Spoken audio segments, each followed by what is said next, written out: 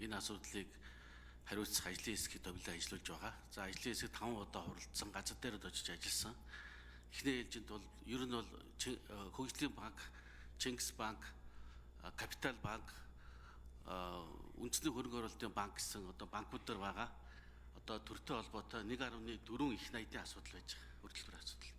Эхний ээлжинд бид нар одоо Хөгжлийн банкны активыг одоо сайжруулах чиглэлээр үр төлбөрийг барагдуулахаар ажлын хэсэг ажиллаж байгаа. Энэ 11 сарда багтаагаад засгийн газраар бид нар одоо танилцуулж тогтоол харуулахаар ажиллаж байгаа. За энэ дээр бол бид хөдөлთა холбоотой 460 тэрбум төгрөгийн асуудал, за шинэ яармаг хороолол, таны ярьж байгаа одоо гантик вилла, за мөн одоо 3-4 аж ахуй нэгжтэй холбоотой асуудлыг засгийн газраар одоо шийдвэр гаргахаар ажиллаж байгаа. За, Бямцагт цаад хариулъя.